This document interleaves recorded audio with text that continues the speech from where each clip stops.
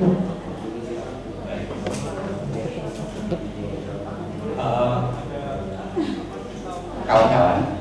di sini sebenarnya ada Mas Herlam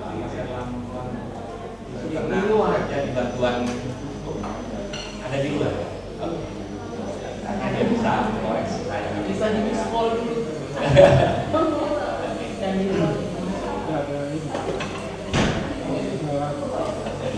Jadi saya diminta untuk menyampaikan hukum.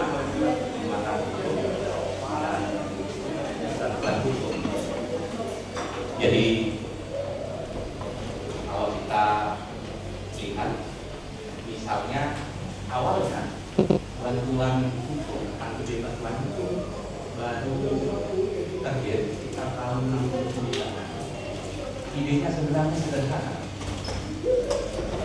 karena ternyata banyak orang-orang yang tidak mendapatkan layanan bantuan hukum.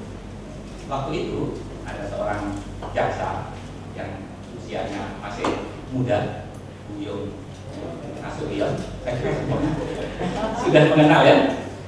Jadi menyampaikan dalam Kongres Radin yang ketiga untuk melakukan percobaan, membuat percobaan mendirikan bantuan hukum, dan ternyata idenya disambut baik tidak hanya oleh Radin, tetapi oleh para elit ketika itu, misalnya seperti Ali Sadikin.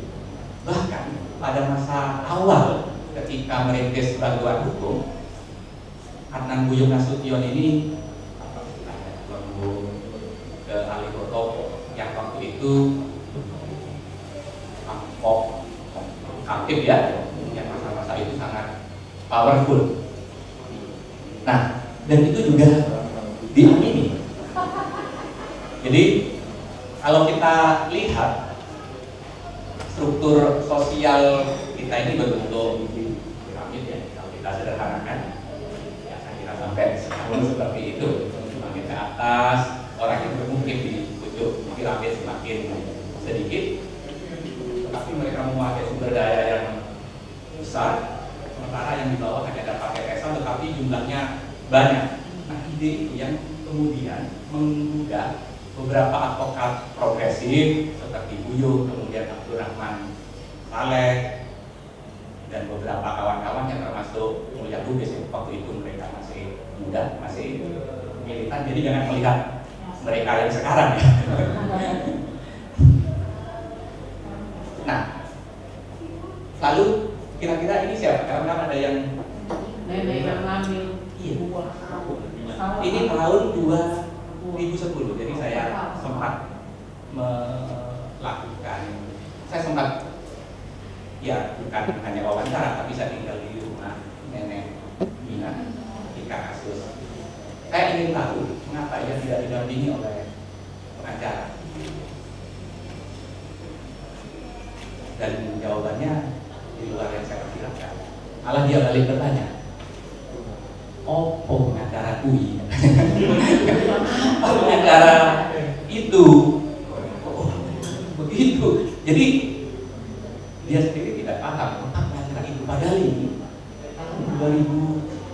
tahun 2010 bisa dibayangkan bagaimana pada tahun 69. Bisa dibayangkan.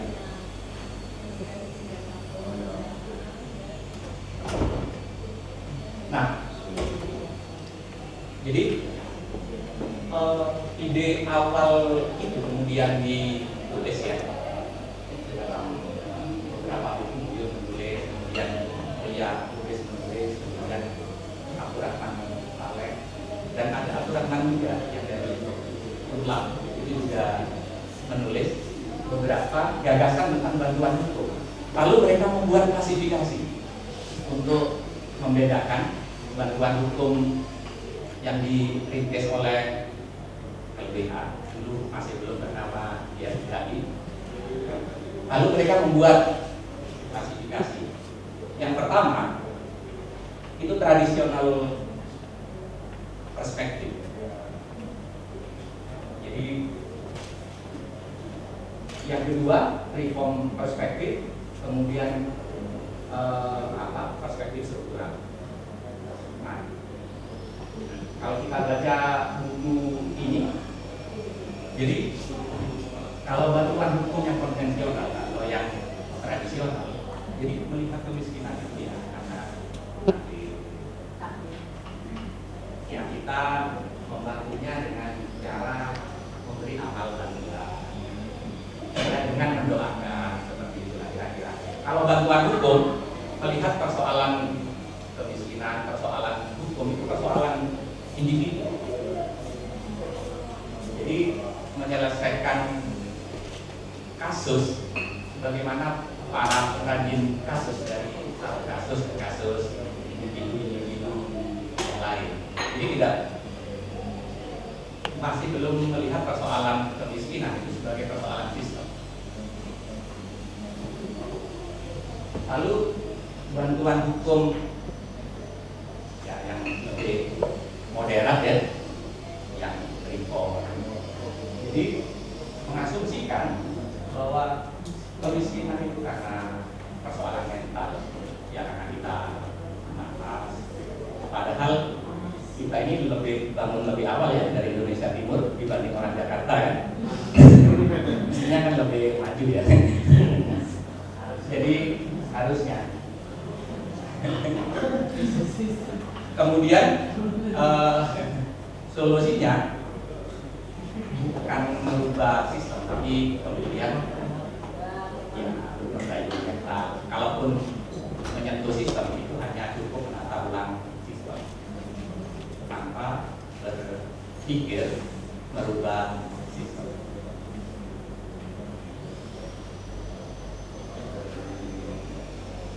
Nah, ini sebenarnya sayang ya, tidak ada. Tapi ini kira-kira apa artinya ini? Apa kira-kira artinya? Coba, kalau anjing sama pribumi, sebentar saya panggil Mas Adrian ya, karena Mas Adrian bisa sebentar?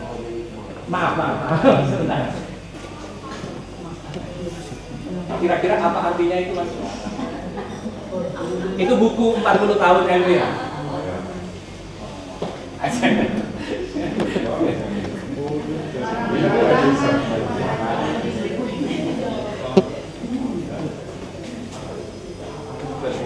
Coba yang dari Ambon biasanya juga lebih bagus ya grammar Belandanya. Itu dilarang untuk anjing dan pribumi.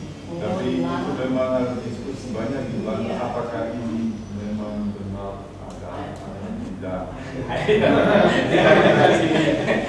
Ini itu bisa saja. Jadi kalau sikap memang sikap banyak orang berjaga seperti itu. Tapi apakah ini propaganda atau tidak? Ada yang bilang ada ini di kolam renang 15 di Dalu.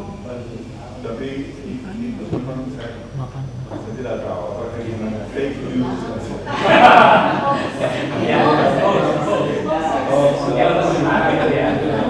Jadi itu pentingnya saya memanggil Mas Adrian untuk mengklarifikasi. Tapi sikap orang tidak ada banyak. Ya. Jadi ini buku 40 tahun LBH. Jadi LBH sekarang melakukan kongres di LBH dengan beberapa LBH dari berbagai daerah dan ini baru di launching. Saya dapat soft copy-nya. Kawan-kawan nanti bisa dapat ya. Free. Ya. LBH dan LBH semuanya free. Jadi lalu mungkin Mas Adrian bisa kenal orang ini. Oh ini enggak jelas ya tulisannya bisa. Jadi ini siapa kira-kira ya Mas Adrian? Siapa? Ini siapa kira-kira? Om Diko. Iya. Jadi ternyata saya kaget, saya baca dan saya juga coba bertanya-tanya dengan beberapa kawan-kawan yang kerja di LBH. Ternyata kita membayangkan istilah bantuan hukum struktural itu dari orang-orang LBH itu sendiri, seperti Buyo, Mulya Lubis, atau Abdurrahman Saleh. Ternyata Buyung sendiri mengakui bahwa ia sangat berhutang budi kepada Paul Mudikdo, berhutang budi kepada Daniel Esler. Yang dia sendiri tidak sadar apa yang dilakukan itu bantuan hukum struktural. Jadi istilah bantuan hukum struktural, konsep itu ia sebut berasal dari Paul Mudikdo yang tinggal di Nederland. Itu Om Tristan Mulyono. Oh itu, iya karena memang dia orang Bandung ya. Dan ia kemudian menjadi warga negara Belanda dan pendiri kriminologi UBI. Saya juga baru ragu.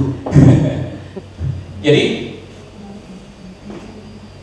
orang-orang hukum, para lawyer pada masa itu seperti Buyung, seperti Mulya Lubis, dia masih gagap soal-soal teori-teori sosial dalam menjelaskan tentang mengapa para klien korban gusuran itu miskin.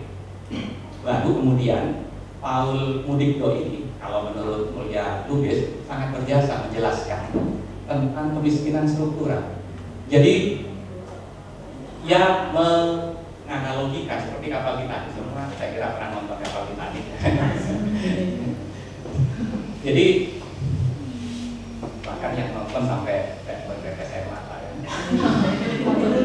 Jadi ternyata kapal Titanic itu bukan hanya orang-orang kaya membeli kenyamanan, tapi juga keselamatan. Ketika terjadi bencana, kelas 1 korbannya tidak banyak karena mendapat prioritas pertolongan pertama, baru kemudian kelas 2 dan yang paling penting adalah kelas 3. Jadi bagaimana dengan sabar Paul Mudikdo menjelaskan kepada lawyer tentang soal kemiskinan struktural.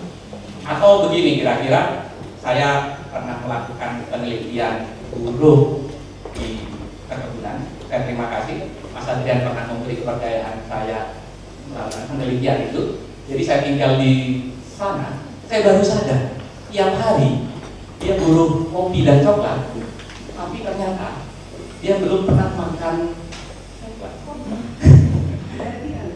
dan kopi, ya. Dia tidak mampu membeli coklat, padahal tiap hari dia bekerja di perkebunan coklat. Atau artinya dia miskin karena ada persoalan struktur yang memiskinkan mereka. Itu yang ingin dijelaskan oleh Paul Mudikdo. Jadi kalau tadi kita bandingkan dengan bantuan hukum konvensional, kemudian yang reformasi, kira-kira gambaran struktural yang sederhana seperti itu.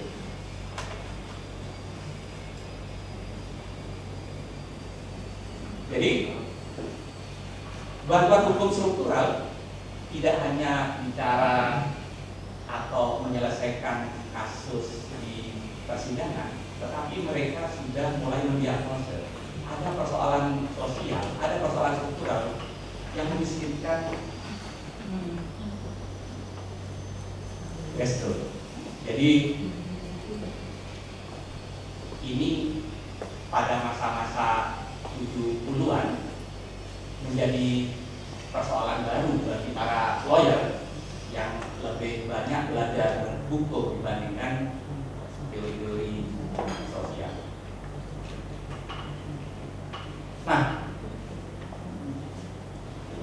pendekatan hukum struktural itu pada masa-masa awal Orde Baru menjadi relevan. Kau kan pernah membaca penelitiannya Kunio Yoshihara? Jadi tentang ersat kapitalisme. Ersat kapitalisme itu kapitalisme semu. Jadi para pengusaha di Indonesia tumbuh dan gemuk bukan karena berkompetisi, tetapi karena mendapat lisensi, mendapat proteksi lewat kebijakan dari penguasa. Dan implikasinya kapitalisme semu ini adalah melakukan akumulasi kapital primitif. Jadi cara-cara mereka mengekstraksi keuntungan dengan cara-cara melakukan penggusuran. Saya memang tidak pernah bekerja di bantuan hukum, tetapi beberapa kali waktu misalnya mahasiswa, saya bersama dengan petani datang ke Jakarta untuk mendapatkan bantuan hukum pada masa misalnya petani Gili Trawangan. Pernah dengar Gili Trawangan itu dengan keindahannya? Jadi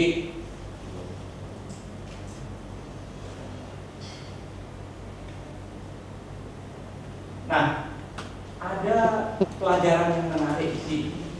Jadi dari bantuan hukum struktural ini, pendidikan jadi bukan hanya para lawyer, tetapi klien yang sebelumnya hanya sebagai objek atau orang yang perlu dibantu dalam melakukan bantuan hukum, tetapi dia juga mulai belajar tentang persoalan yang dihadapi. Jadi mereka juga sebagai subjek, kalau kita kenal sekarang misalnya istilah paralegal ya. Kemudian yang kedua, memperluas ya, artinya bukan hanya soal transfer teknologi ilmu pengetahuan, tetapi bagaimana mengorganisir masyarakat. Misalnya kalau pada tahun 70-an awalnya, misalnya kasus Simpro itu kasus pertama, kasus besar yang dihadapi oleh LBH, di mana mereka biasanya pakai dasi, pakai sepatu yang mengkilap, itu ada masyarakat. Dan itu kalau kita bertemu waktu itu, saya tahun 1990 bertemu dengan orang-orang LBH, selalu pengalaman itu yang diceritakan berulang-ulang, termasuk kasus Kedung Ombong. Kalau sebelumnya mereka hanya sibuk membuat gugatan dan pledoi, mereka bangga bagaimana mereka memenangkan perkara tanpa harus ke pengadilan. Itu kasus Simpro, dan mereka menjadi bagian masyarakat yang digusur, padahal sebelumnya mereka tidak pernah mempunyai pengalaman seperti itu. Itu pengalaman pertama, itu yang seringkali dibangga-banggakan oleh para lawyer pada masa itu. Kemudian yang menarik, yang lain adalah bayangan kita perguruan tinggi di Indonesia punya peranan penting untuk mempengaruhi perkembangan sistem hukum. Ternyata justru LBH ini yang justru mempengaruhi perkembangan hukum, terutama misalnya seperti legal standing. Yang dari Sumatera Utara di sini. Misalnya LBH itu pernah melakukan, dan Waldi melakukan gugatan legal standing terhadap PT Inti Indurayon Utama, padahal legal standing itu tidak dikenal dalam Undang-Undang Lingkungan, Undang-Undang Nomor 4 Tahun 82, tidak dikenal. Jadi legal standing itu bukan pihak yang dirugikan. Menurut perdata konvensional, si penggugat adalah pihak yang dirugikan. Tetapi ini adalah lembaga yang dianggap program dan kerjanya dirugikan, atau ia mempunyai komitmen atas lingkungan hidup itu. Kemudian soal class action. Class action ini juga tidak dikenal dalam tradisi hukum di Indonesia. Atau tradisi kontinental? Ya. Kalau bisa, tidak juga. Indonesia itu tidak dikenal awalnya class action ini. Nah, kawan-kawan LBH itu melakukan masukan-masukan. Misalnya seperti kasus ujian nasional misalnya. atau kasus konsumen matinya padamnya listrik di Jakarta. Itu sempat padam sekian hari, lalu mereka melakukan class action. Dan dalam perkembangannya, undang-undang lingkungan dan undang-undang konsumen mengakomodasi. Misalnya undang-undang 23 tahun 97 dan undang-undang 32 yang sekarang itu juga mengatur soal legal standing dan class action, termasuk undang-undang konsumen. Termasuk LBH pernah melakukan gugatan citizen lawsuit. Kasus PKI di Nunukan, walaupun kemudian dipatahkan di pengadilan tinggi, di pengadilan negeri diterima, tetapi kemudian pemerintah tidak lama kemudian dan DPR merumuskan undang-undang lingkungan PKI. Saya menyebut ini hanya tusukan-tusukan kecil, tetapi cukup signifikan bagi perubahan sistem hukum. Kalau tadi kasus-kasus biasanya yang bergerak hanya individu-individu dengan konsep, dengan diakomodasinya legal standing, class action, itu juga mengundang partisipasi publik, misalnya dalam kasus lingkungan, kasus konsumen. Nah, saya coba singkat ya dengan soal waktu. Soal masa depan ini yang menggelisahkan. Saya pikir LBH sebenarnya gelisah ya. Apakah bantuan hukum struktural ini relevan? Misalnya seperti itu.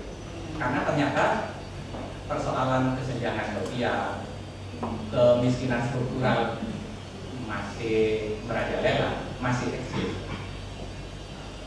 Tetapi ada persoalan-persoalan yang semakin kompleks, yang tidak bisa dibaca atau direspon hanya dengan pendekatan struktural. Misalnya soal intoleransi,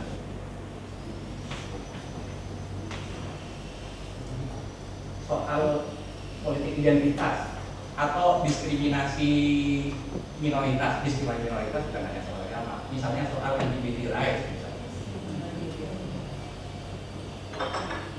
Itu kan tidak bisa dibaca dari perspektif pendekatan hukum struktural atau dengan pendekatan hukum semata. Misalnya soal LGBT rights, apa iya cukup hanya dengan bantuan hukum, karena itu soal horizon, soal awareness. Ini pertanyaan-pertanyaan, apakah bantuan hukum masa depan kemudian post strukturalis? Ini saya kira nanti kita bisa diskusikan ya. Baik, terima kasih.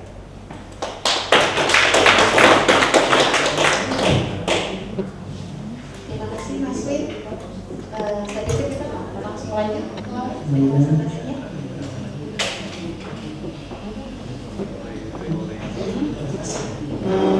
Saya rasa presentasi Mas Widodo dan presentasi saya akan mudah menarik karena Mas Widodo memang kasih informasi yang cukup luas untuk sebagai background di sana. Dan yang saya akan diskusi itu memang sebuah proyek bantuan hukum yang tetap berjalan sekarang, dan juga yang kita akan diskusi lagi nanti saat konferensi.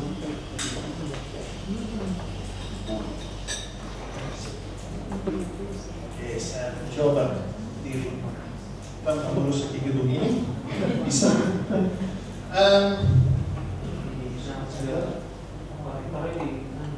Konektornya di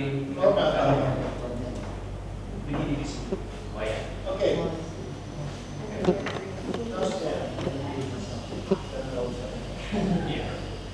Pertama ya, kita bisa diskusi masalah yang kita dapat dari titel sesi ini, people use and access to the formal justice system, legal empowerment. Kenapa itu penting? Ya, itu pertanyaan penting juga saya rasa. Tapi pertama kita harus nanya, kenapa atau empowerment. Kenapa itu penting? Saya nanya Mama ini sebentar saja sama Anda bersama, kenapa menurut Anda itu penting? Atau mungkin tidak penting? Bisa juga.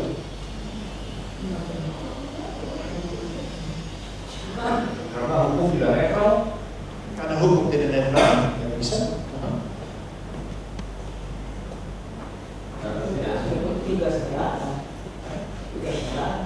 Tugas negara, oke. Tapi kenapa tugas negara? Kenapa?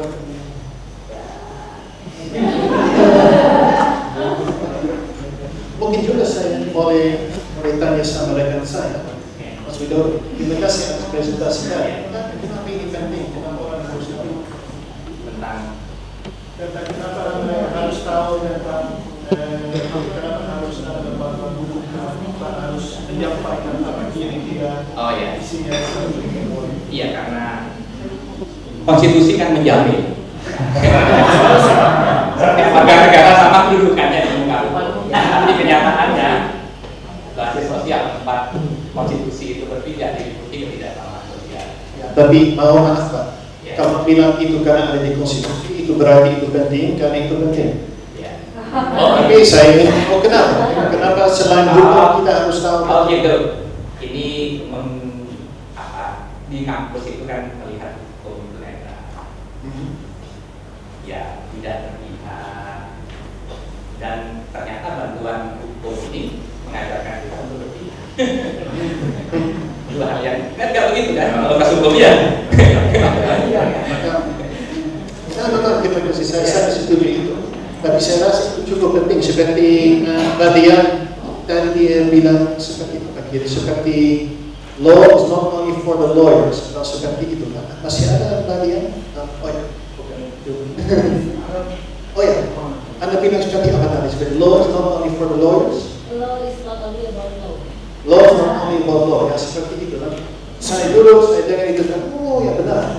Itu juga seperti kalau saya mau buka rumah makan ya, dan saya masak, mungkin saya mau buka di sini di bawah. Saya akan jual makanan Belanda. Bisa saya buat itu saja, mungkin dalam obat saya itu ide sangat bagus. Tapi kalau tidak ada tamu yang datang, kalau tidak ikut dengan lidah orang di sini, ya bangkrut saya cepat sekali. Jadi sama dengan hukum. Kalau ada hukum itu tidak boleh namanya pada lawyers juga harus orangnya yang dihormati itu mengerti dan disetujui. Kalau tidak, ya agak susah nanti. Jadi kemarin saya diskusi ini sementara dengan dua rekan yang saya akan menjelaskan ini nanti, dan kita pikir ya ini ada cukup banyak hasilnya yang harus ada dengan bantuan hukum. Pertama, supaya masyarakat akan mengerti dengan sistem hukum yang benar. Tidak usah mereka menjadi tamat fakultas hukum, tapi harus mereka mengerti sedikit apa kira-kira judulnya dan gimana prosedurnya seperti itu. Juga supaya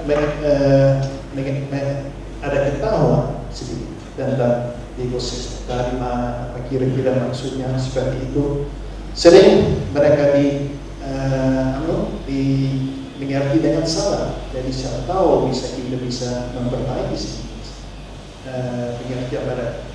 Dan juga menurut saya ini sangat penting supaya mereka bisa percaya dengan sistem hukum. Kadang-kadang kalau saya nanya dengan orang, ada masalah hukum, sudah pernah ke pengadilan, kenapa tidak? Korupsi lah. Jadi selama itu ada, ya pasti susah, mereka akan pakai. Juga saya rasa cukup penting orang harus mengerti gimana pakai, gimana masuk sistem hukum kalau perlu. Tanpa ada gitu ya, seperti orang yang akademisi atau yang ada juga yang advokat di sini, saya rasa supaya kita tahu apa kira-kira masyarakat atau orang lain perlu Kalau saya buka rumah makan saya nanti ya umumnya besar tidak perlu. Tapi kalau saya buka mungkin rumah makan Minang, kan rumah makan Padang belum ada di sini. Umum yang besar akan datang tamu untuk itu. Jadi itu juga kalau kita punya sistem hukum, apa kira-kira masyarakat mau dengan itu dan mau sistem hukum itu akan membuat pada mereka. Nah ini semua ada background latar belakang pada sebuah proyek yang sekarang tetap jalan tapi harus diselesaikan bulan depan. Jadi kami sibuk sekali. Kalau saya bilang kami itu sebetulnya lebih banyak dua rekan saya, itu Muhammad Nasir dari Universitas Balikpapan sama Muhammad Mudar dari Universitas Mula Warman di Samarinda. Dan sayangnya mereka belum bisa ikut sekarang, tapi mau ikut nanti di konferensi. Jadi dan mereka akan bicara lebih banyak dari hasil-hasil proyek ini. Proyek ini dapat nama TIRA karena kita suka akronim ini Indonesia, jadi harus ada akronim yang bagus. Artinya Towards Inclusive Natural Resource Management in Indonesia. Karena kita pertama punya rencana, kita ingin melihat di mana masyarakat sama pemerintah sama perusahaan dan yang lain memakai kekayaan alam di sekitar Kalimantan Timur. Dan idenya supaya pihak-pihak yang perlu dapat informasi yang lebih presis dan juga supaya bisa mereka ikuti proyek membuat hukum bisa. Maksud saya kalau peraturan atau seperti itu, perda seharusnya orang lebih banyak kerjasama dalam proses ini. Jadi ada ide untuk kerjasama dengan CSO, indigenous people, dari masyarakat adat, pemerintah daerah, dan lain-lain. Dan itu penting untuk kita karena kita melihat sekarang yang mereka semua ada, tapi jarang ada diskusi. Dan apalagi kalau pemerintah buat perda, jarang mereka menanya para masyarakat setempat gimana kira-kira menurut Anda, atau ini bisa atau tidak bisa, atau apa kira-kira kita harus memasuki dalam perda menurut Anda. Jadi kita coba supaya itu menjadi inklusif. Termasuk dari itu ada legal trade, dan itu saya mau diskusi sebentar dalam ini. Karena hasil dari itu pada kami sendiri juga agak interesan dan tapi harus surprise juga. Pertama, kita merasa masalah yang tumbuh di sana itu sering masalah tanah sama masalah kekayaan alam, dan yang mendapat masalah itu sering masyarakat adat. Ternyata enggak. Yang paling terkenal itu masyarakat adat, tapi masyarakat biasa yang tinggal di sana juga sering ketemu masalah itu. Jadi sesaat kami mulai membuat dengan penelitian ini, kita harus lebih fokus sedikit supaya bukan hanya masyarakat adat yang berada di sana, tapi juga masyarakat petani, masyarakat pendatang, masyarakat yang lain-lain yang ada di sana yang punya masalah sama. Jadi mereka juga harus ikuti training ini. Nah, saat kita mulai dengan ini regulatory impact analysis. Kita ingin tahu apa kira-kira efeknya dari perda yang berlaku. Nah, kita nanya sama masyarakat, Anda ingin diskusi perda apa? Nah, mereka bilang, bagus kalau ada yang dari pasar. Kita pikir, kenapa pasar sih? Karena kita ini membicara tanah. Tapi kata mereka, ya boleh nanti, tapi lebih baik di pasar dulu, karena sering di pasar ada kegiatan, dan pada kami belum jelas apa kira-kira perda yang berlaku di pasar. Boleh aja kalau mereka minta dan pemerintah daerah juga mau begitu, itu saja. Yang agak interesan, si penjual di pasar tidak tahu apapun, tidak tahu apa-apa. Kami bingung, kenapa tidak tahu apa-apa? Oh ya, karena belum pernah ada yang dikasih tahu. Jadi kalau belum pernah dikasih tahu itu berarti sosialisasi ya, masih kurang paham. Tapi itu satu konklusi cepat dan konklusi mudah. Yang lebih interesan, kalau mereka tidak tahu, kenapa mereka belum pernah nanya? Bisa saja, kan? Kalau ini tahu sesuatu boleh nanya saja. Nah, menurut Anda, kenapa mereka belum pernah nanya?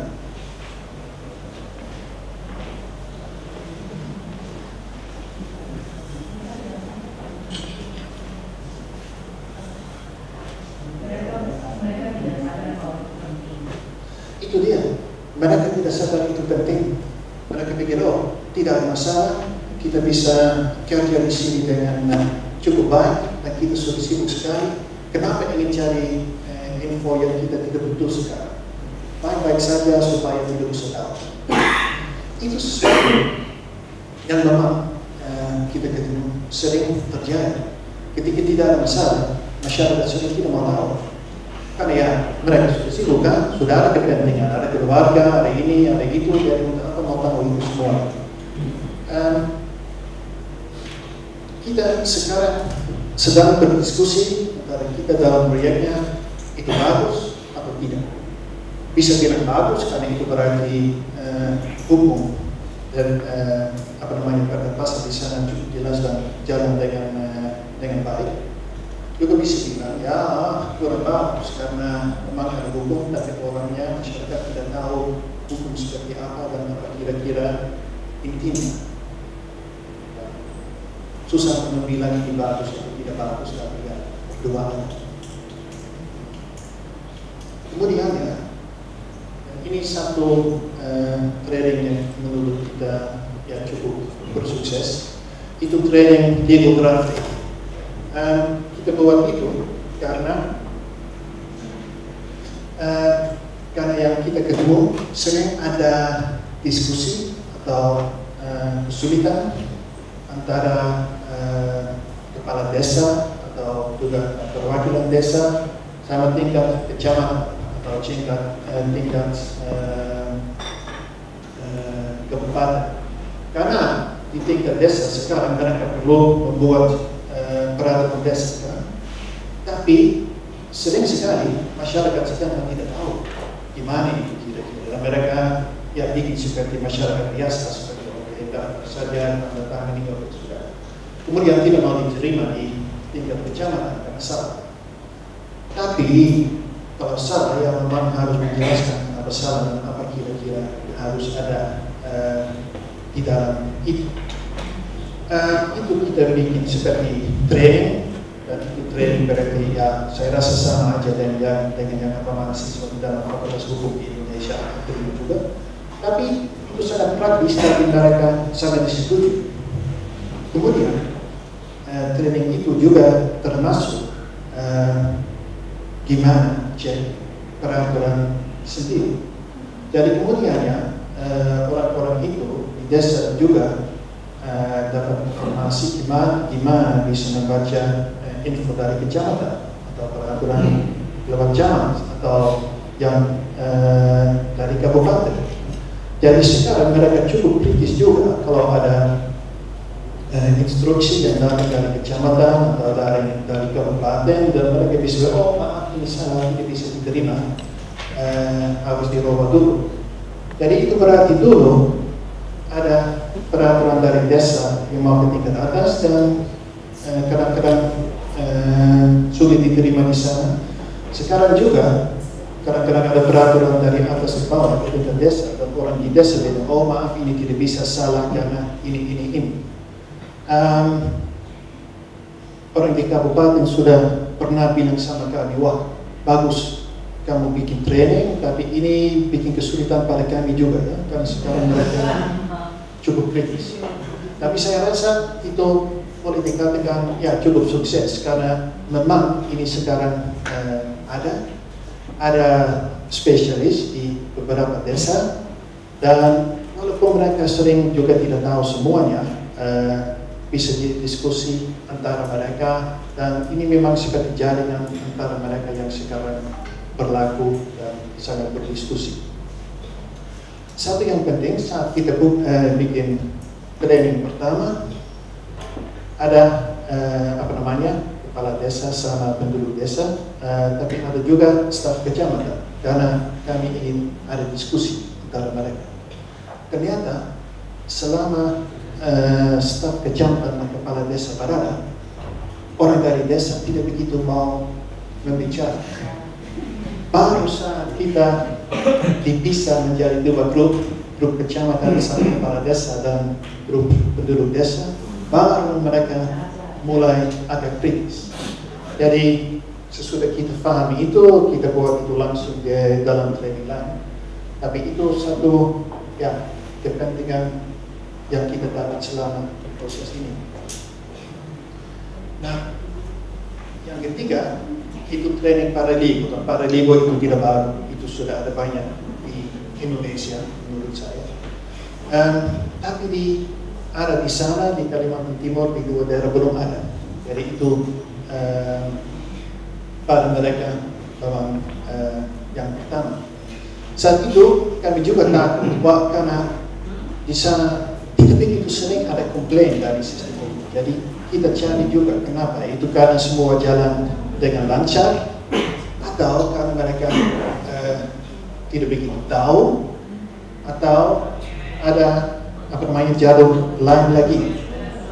Dan ada juga jalur lain itu saya nanti akan jelaskan. Tapi paraligo sesaat kita mulai memang ada interest untuk itu, dan sekarang itu sering dipakai.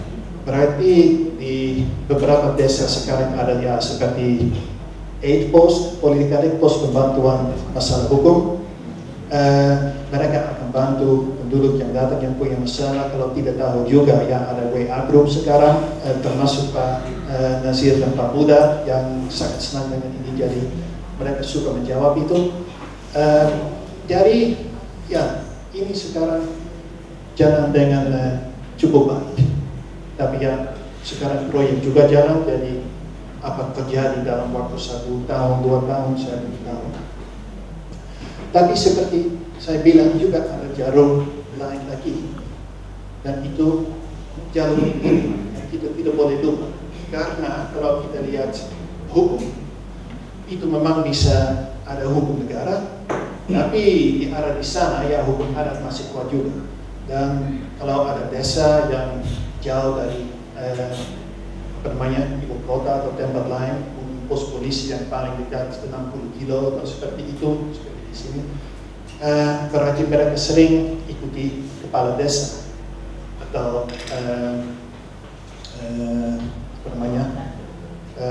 orang lain yang tahu tentang adat di sana.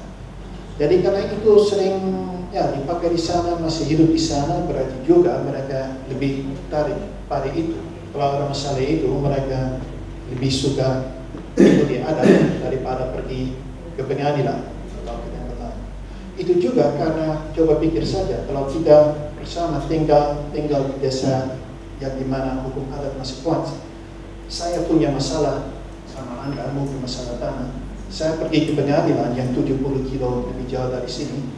Mungkin Pak Hakim di sana kasih putusan yang bagus pada saya, tidak bagus pada Anda. Saya kembali lagi dengan ini. Anda akan menghormati itu atau kemungkinan besar tidak. Jauh sekali dia, tidak mungkin dia akan datang untuk untuk mengecek itu. Jadi ini juga satu jalur sangat penting di sana. Tapi juga, dan kita sering lupa itu, ada jalur ini. Itu ada di Kalimantan Timur, tapi juga di arah lain. Itu Anda pasti sama dengan ormas, karena ini semua orang Indonesia. Di Kalimantan Timur ormasnya agak banyak. Mungkin karena ada banyak di sana, tahu juga. Tapi ormas yang berjalan dengan lumayan lama, yang berada 10 tahun, 15 tahun. Kalau kita melihat gimana kira-kira situasi mereka, itu berarti mereka mulai seperti boleh dikatakan. Kemudian didiversifikasi. Jadi banyak ormas sekarang punya bantuan sekolah, bantuan hukum, bantuan ini, bantuan itu. Jadi sudah dekat dengan dunia LSM. Saya nanya sama teman saya di ormas di sana, wah sekarang kamu sudah menjadi LSM ya? Marah. Dia bilang, oh bukan, LSM tidak didengar oleh pemerintah daerah. Karena mereka datang saja, nanya saja, kalau tidak disetujui mereka pergi saja. Kami didengar, karena pemerintah daerah tahu kalau tidak didengar pasti marah. Jadi impact karena ini besar. Nah, ormas di Kalimantan Timur itu mayoritas dari masyarakat setempat. Maksud saya seperti Dayak atau yang lain yang bilang mereka banyak masyarakat asli di sana. Termasuk ormas itu sering ada advokat juga, karena mereka bilang oh ini jalur besar naik di dunia politik atau apa saja. Jadi berarti di sana sudah ada campuran ide adat sama hukum nasional. Berarti satu contoh, sekitar setengah tahun yang lalu ada masalah seorang Dayak yang tanahnya tanah adat diambil oleh perusahaan. Perusahaan punya istri semuanya ada seperti di dalam sistem hukum. Tapi dia tetap merasa tapi ini tanah adat saya, tidak boleh mereka ambil. Dia panggil advokat dari ormas itu. Advokat bilang oke, kami akan bantu. Kemudian mereka kasih tahu pada hakim di pengadilan, oke, Pak, seorang laki-laki saya, nanti akan ambil keputusan, kita setuju. Tapi seharusnya keputusan itu jelas dan diikuti hukum nasional. Dan kalau perusahaan ganti rugi, harus ganti rugi, dan yang menurut kita kalau kita baca undang-undang memang harus ganti rugi, harus ada itu.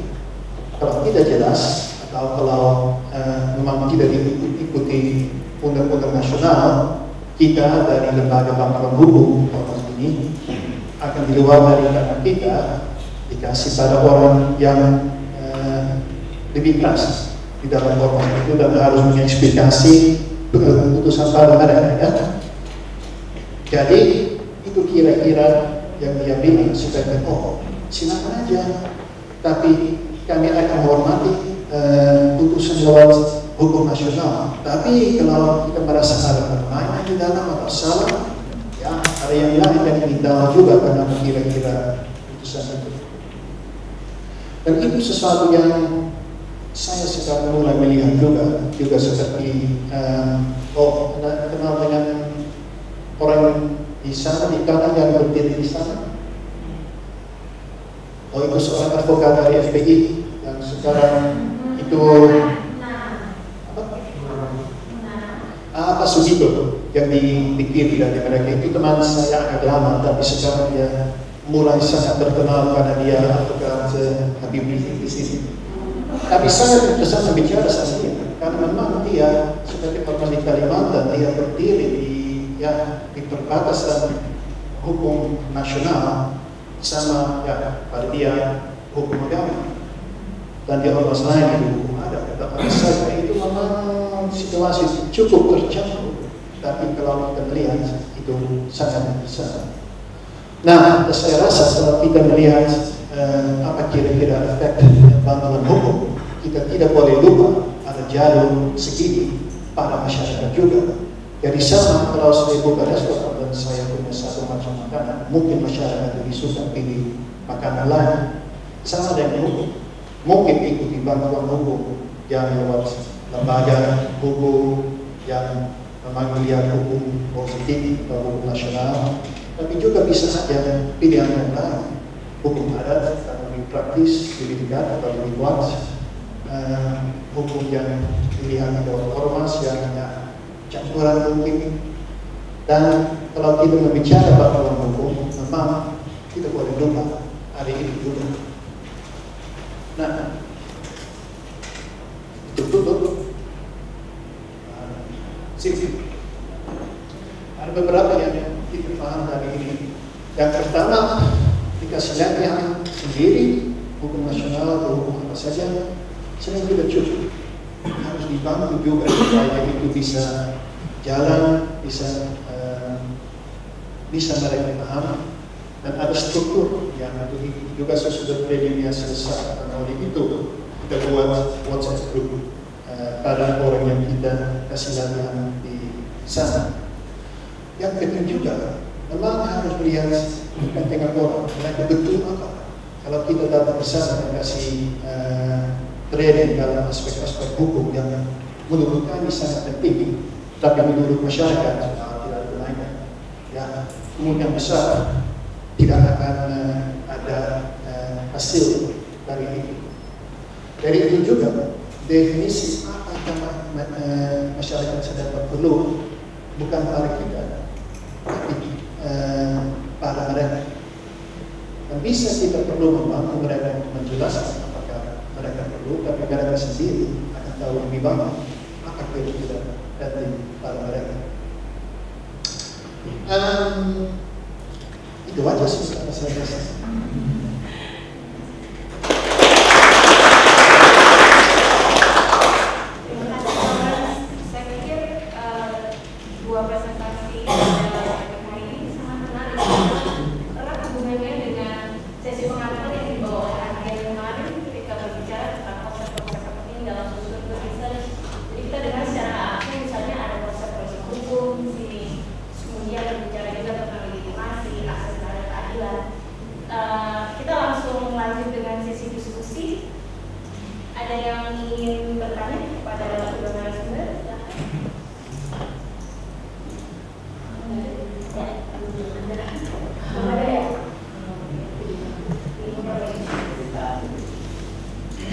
Menurut saya sangat penting ya untuk menangkap pelajaran yang tadi disampaikan oleh Pak Lawrence ya. Buat seorang antropolog itu penting meneliti tentang pengetahuan, bagaimana pengetahuan itu dibuat, diciptakan oleh masyarakat. Dan sebetulnya dari sisi teoretik, kalau kita membaca sejak buku dalam isu pembangunan hukum, sejak keluar Commission on Legal Empowerment 2008-2009, kemarin kan ada yang nanya tentang akses to justice itu ya. Di situ udah banyak banget pilar dan parameter-parameternya. Antara lain itu untuk memastikan akses to justice terjadi adalah pengetahuan hukum.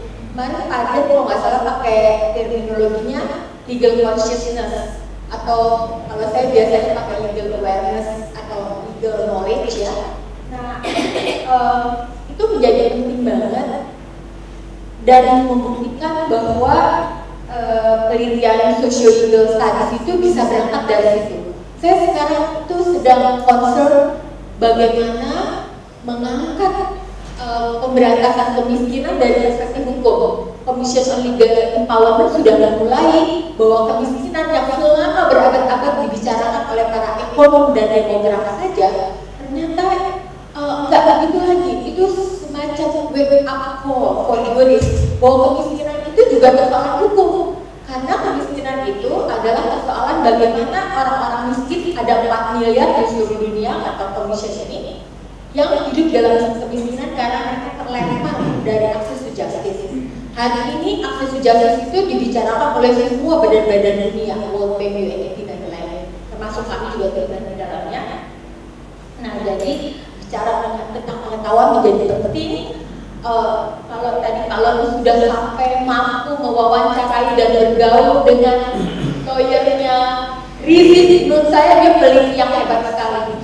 Karena saya pun belum tentu mampu untuk bisa berada di tengah-tengah semacam itu gitu ya, antara human rights dan kelompok-kelompok yang ideologis gitu-gitu ya.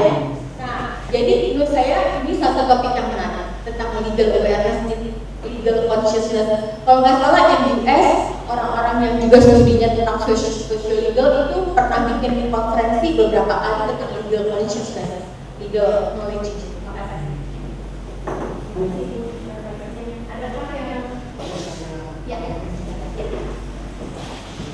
Memang untuk ada sesuatu yang mungkin penting dengan itu yang saya bergaul sama Susito itu dan lain-lain. Itu mungkin terkait dengan sisi pertama dari data metodologi. Ketika melihat saya, lihat orang asing itu dia. Kalau saya datang ke Indonesia dan coba mengontak orang seperti Pak Susito atau orang itu, sering datang lalu susah karena mereka bilang, wah ini apa sih? Oh orang asing, wah berbahasa Indonesia dia. Gimana nih?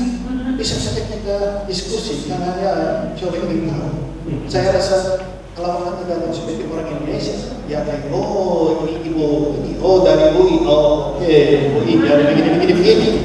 Jadi background peneliti penting juga. Kalau memang ada satu subjek di Indonesia yang harus tahu yang khusus sekali bahasa analisis, mungkin dibagi orang Indonesia.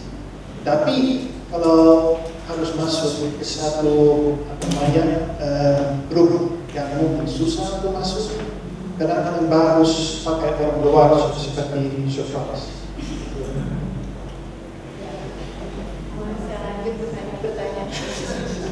Karena saya dan nanti mungkin Bapak ini, tapi ketika bertemu dengan Pak Susito, apakah harus juga bicara tentang trust, saya pikir, ketika melakukan penelitian, apakah itu menjadi isu atau tidak sama sekali, dan pertanyaan seperti apa yang pertama kali membuka jalan orang bisa bertanya ke Pak Susito, tapi tidak nanti aja Bapak ini. Baik. Sebenarnya tidak mau bertanya, tapi kan harus mau bertanya juga. Pertama kepada saya Bapak sangat suka sekali. Bapak bisa melakukan sesuatu hal di wilayah yang Bapak katakan. Tapi yang saya mau bertanya dari ya minimal Bapak membagikan pengalaman. Kenapa Bapak bisa melakukan hal tersebut?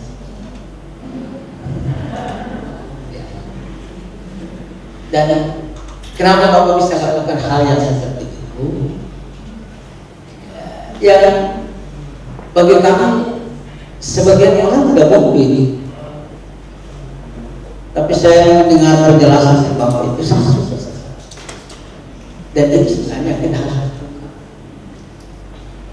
Itu pada Bapak, pada Pak Widodo. Saya dengar CV Bapak adalah Bapak seorang sahabat ya.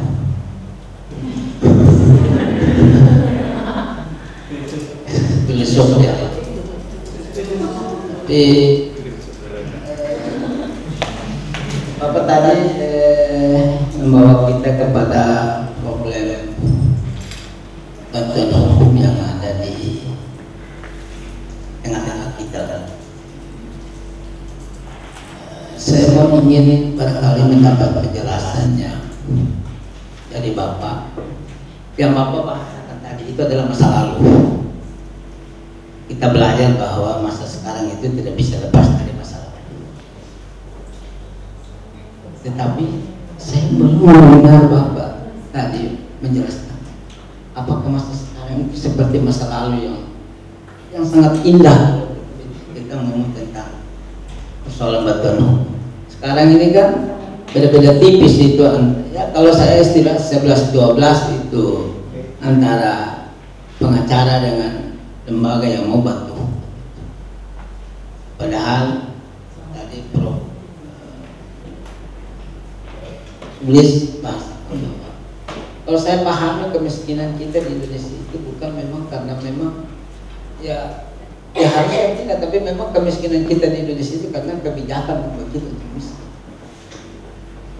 Maka ketika pendekatan pada sosial legal itu penting, karena kemiskinan kita itu bukan karena ditakdirkan untuk orang miskin, tidak, tapi karena kebijakan kita membuat orang untuk miskin.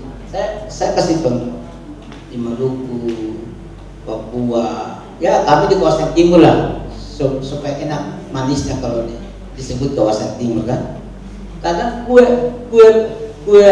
pembangunan itu tidak justice, tidak keadilan, itu tidak enak. Akhirnya kami harus dipaksa secara kebijakan untuk kami miskin kan. Ya, padahal kuenya itu juga kadang lebih banyak dari sana, tapi datang di sini baginya tidak. Maka keadilan itu juga harus dilihat dalam konteks itu ketika melihat pada konteks kemiskinan. Saya kira seperti itu, Pak. Terima kasih, Pak. Langsung ke Panji, Pak Lukman, Bu Ipon, dan Pak Andi. Silakan. Bu Enji dulu tadi dari tadi. Bu Enji dari tadi. Oh, Bu Enji.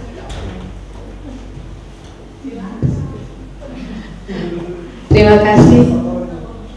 Selamat sore semua. Untuk sebentar nanti Pak sekalian. Ya, supaya kita bisa menangkap saja ice breaking. Saya ingin bertanya kepada, enggak ya, bertanya juga. Saya membaca beberapa tulisan Bapak sama Ibu Sulis dan Pak Herlambang. Tapi ternyata ketika bertemu, saya tidak ngeh itu Bapak. Kemudian saya bertanya, ini Pak Widodo ya? Yang tanpa Joko.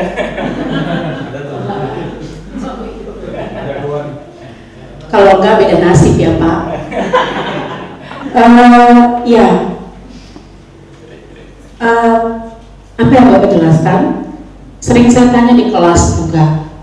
Pertanyaan saya kepada mahasiswa gini, jika kamu tahu hukum, tapi kamu bukan sarjana hukum, bisakah kamu menjadi seorang hakim? Pertanyaannya ada banyak beragam. Ada yang bilang bahwa oh bisa, karena dia kan tahu hukum.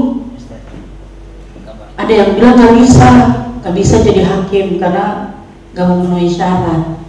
Saya bilang iya, karena syarat untuk menjadi seorang hakim adalah seorang sarjana hukum, harus titelnya SH.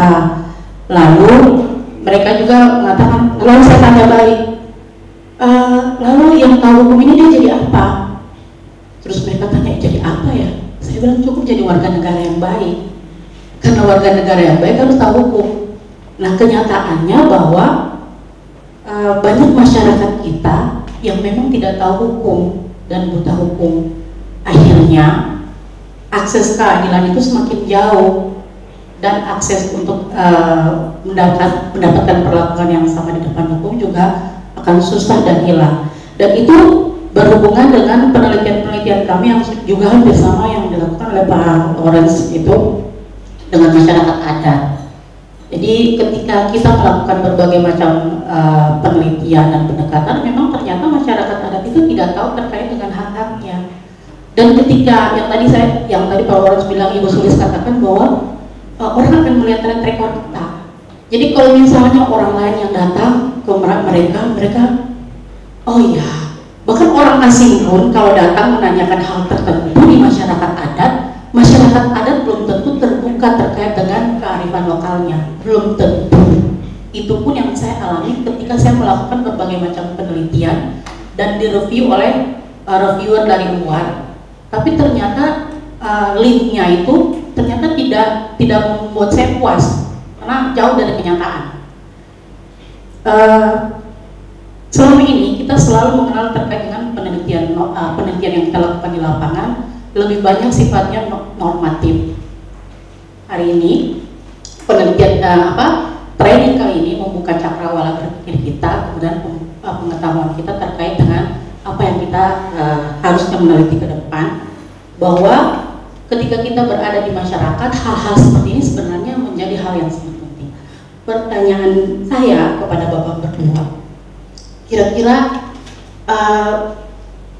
apa sih yang menjadi motivasi dari Bapak berdua sehingga bisa mencapai seperti ini tingkatnya? Mungkin itu, terima kasih. Terima kasih Bu Penzi. Mau kumpulkan dulu gimana Mas? Ya.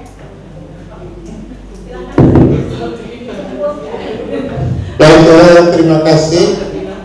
Ketika mendengar bantuan hukum struktural, itu juga kita tahu ada kemiskinan struktural. Nah, bantuan hukum struktural ini bagi mereka yang miskin secara struktural, ya, miskin struktural ini kan miskin ekonomi atau miskin pengetahuan hukum, itu betul. Bagaimana ketika kita melakukan bantuan hukum? Yang kedua, berkaitan dengan bantuan hukum, kadang-kadang kita sebagai lawyer, orang mengatakan bahwa sudah tahu bahwa orang itu salah. Ini perspektif masyarakat, orang itu salah kok dibela. Nah, ini artinya bahwa pengetahuan hukum juga masih kurang, karena lawyer itu kepentingan hukum, bukan kepentingan tersangka atau terdakwa. Nah, kira-kira menurut Pak Widodo, ya, apakah ada pola baru yang berubah? Yang saya lihat, Pak, misalnya tentang korupsi. Korupsi ini kalau kita lihat praktek sebelumnya itu orang selalu mengatakan bahwa lawyer itu bermain dengan hakim. Kenyataan sekarang berkaitan dengan korupsi itu jaksa main sama hakim, di mana kalau mereka punya, kalau tangani satu kasus itu biayanya 200 juta, sehingga kalau sudah dikatakan tersangka, sudah ditahan, mesti dihukum. Nah, ini satu persoalan yang sering kita hadapi. Nah, menurut Pak Widodo dan mungkin menurut Pak Lawrence, ini kira-kira ada pola kerjasama antar penegak hukum berpindah dari lawyer dengan hakim, sekarang hakim dengan jaksa. Nah, ini kira-kira bisa kita bisa teliti. Kalau kita teliti perspektif apa yang bisa kita angkat dari situ. Padahal kalau kita tahu korupsi itu, kalau jaksa menggunakan kewenangannya sebagai penasehat negara untuk memperoleh kembali, itu malah lebih untung dibandingkan dengan orang jebloskan ke penjara. Mungkin kira-kira dalam soal-soal seperti itu bagaimana kita bisa menggunakan, kalau kita meneliti, kita menggunakan. Terima kasih. Terima kasih, Pak Wida.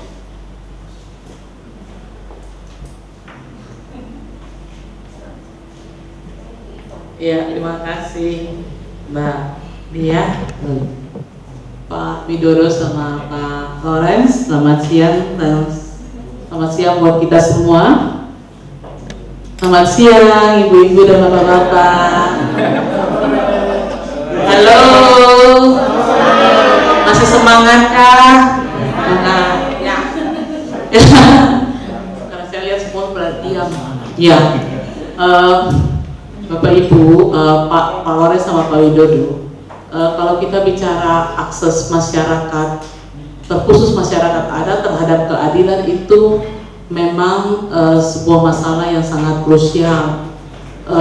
Ketika kita melakukan, saya dan beberapa teman melakukan kegiatan pengabdian ke masyarakat juga, kita mengalami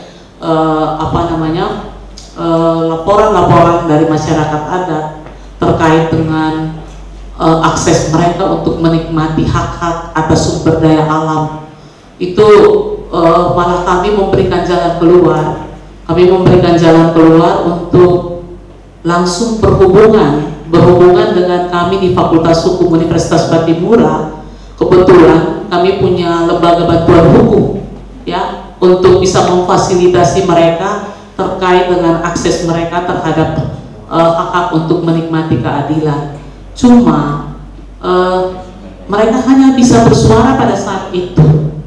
Ya, ketika kami menantikan kedatangan mereka dari waktu ke waktu, ternyata mereka tidak datang.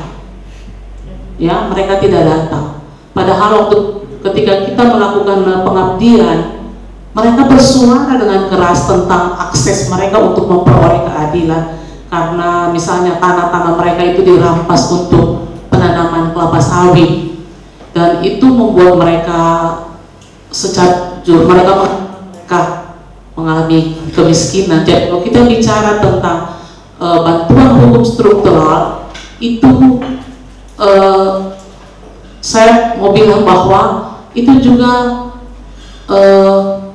bicara tentang kemiskinan struktural. Saya mau katakan bahwa saya mengandaikan seperti konsep TSN, ya, terstruktur, masif, sistematis.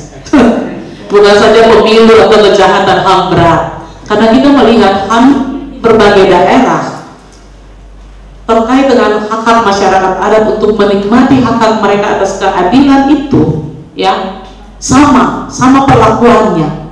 Makanya saya bilang TSM, terstruktur, masif, terstruktur, sistematis dan masif, karena negara langsung melakukan intervensi terhadap hak-hak sumber daya alam dengan dan atas nama negara, pasal 33 pasal keramat itu, ya. Dan inilah yang membuat masyarakat kemudian dia takut untuk mengakses, padahal kita sudah membuka jalan bagi mereka untuk datang ke Fakultas Hukum dan kita akan memfasilitasi mereka. Besok-besok ini saya akan melakukan penelitian juga terkait dengan sumber daya alam masyarakat Nauru di Seram sana, yang juga hak-hak mereka atas sumber daya alam itu juga dirampas oleh negara. Perampasan hak-hak mereka terhadap sumber daya alam. Cuma ketika kita mau melakukan penelitian itu juga, dan saya kemarin berpikir penelitian secara yuridis normatif, tetapi ketika saya mengikuti pelatihan di hari ini, terbuka wawasan saya untuk mengarahkan penelitian ini ke sosial legal, karena mau memberikan nilai kemanfaatan bagi masyarakat Nauru itu dan hak-hak mereka atas sumber daya alam. Tetapi kemudian ketika saya misalnya memberikan kepada mereka peluang membuka wawasan berpikir mereka terhadap hak-hak sumber daya alam, yang saya pikirkan kemudian saya akan berhadapan dengan penguasa-penguasa yang di balik pengelolaan sumber daya alam itu, mereka ada di sana. Bagaimana saya mesti berhadapan seperti itu? Itu juga menjadi sebuah ketakutan, kecemasan, karena padahal saya mau mengarahkan mereka terhadap hak-hak mereka terhadap sumber daya alam. Itu yang paling penting. Lalu yang berikut saya memberikan approach yang luar biasa kepada Pak Adrians dan Pak Widodo yang luar biasa, mau memperjuangkan hak-hak masyarakat adat kita, padahal belum tentu kita semua sebagai warga negara Indonesia sebangsa dan setanah air yang mengaku bisa berjuang seperti Pak Adrians dan Pak Widodo. Terima kasih. Baik. Satu lagi kan bisa singkat saja pertanyaannya. Untuk Pak Widodo dengan Pak.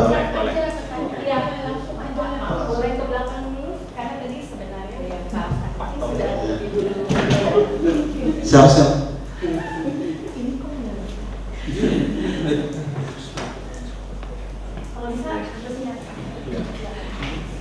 Terakhir lebih singkat ya. Oke, terima kasih. Saya lahir dan besar di Kalimantan, 18 tahun saya di Samarinda. Jadi saya sedikit tertarik sebenarnya.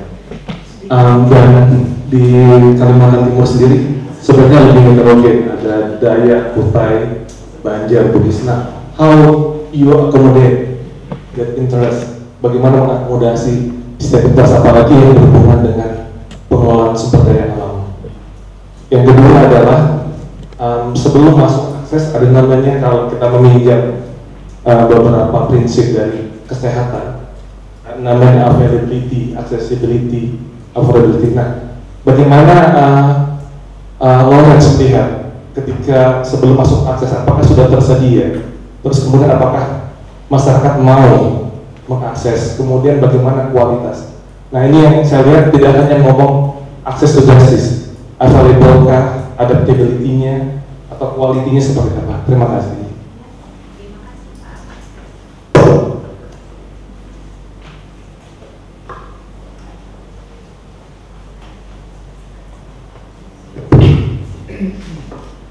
Oke, baik, saya langsung saja pertanyaannya. Saya Pak Safrin dari Universitas Muhammadiyah Buton terkait dengan akses to justice dan legal aid untuk Pak Widodo. Bagaimana advokasi terhadap legal aid bukan hanya untuk masyarakat, tapi juga terhadap pemerintah?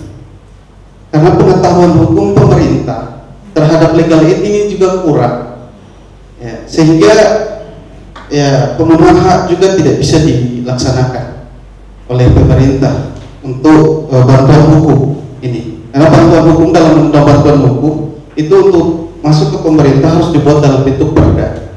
Ini untuk Pak Widodo. Untuk Pak Lawrence Becker, pertanyaannya sama Pak, untuk pemenuhan hak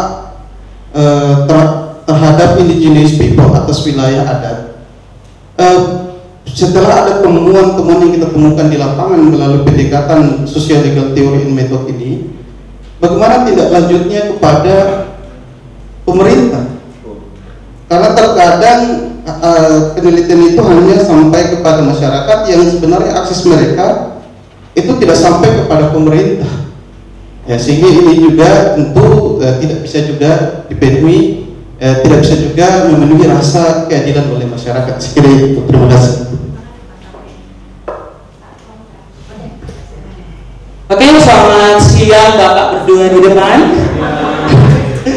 Oke Bapak, saya Tom dari Papua. Pertanyaan saya singkat. Apa bedanya pengacara yang melakukan pro bono dengan pengacara yang melakukan legal aid di bawah lembaga bantuan hukum? Apa bedanya di situ? Terima kasih, selamat siang.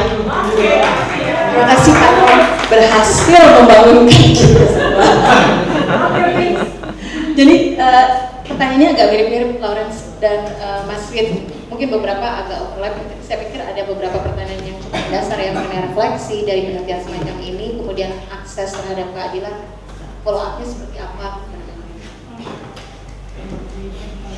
Baik, soal itu beda, saya ada aja ya yang paling saya ingat langsung. Soal beda lawyer komersial dengan yang pro bono ya, yang kalau tadi kan di bukunya Mulia Lubis sampai disebut pro bono, ternyata banyak variannya juga. Memang tidak bisa kita generalisasi, kita sederhanakan dengan cara singkat.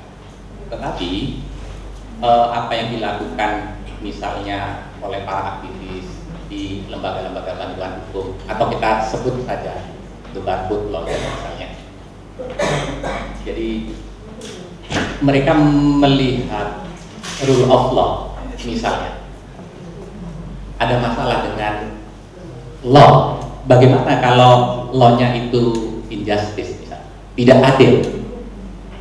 Apa iya hanya kemudian memberikan bantuan hukum sebagaimana kasus-kasus hukum yang normal, lalu ia tidak hanya melakukan pendampingan kepada misalnya masyarakat miskin di pengadilan, tetapi ada persoalan-persoalan struktural di balik persoalan hukum itu yang juga sama pentingnya. Misalnya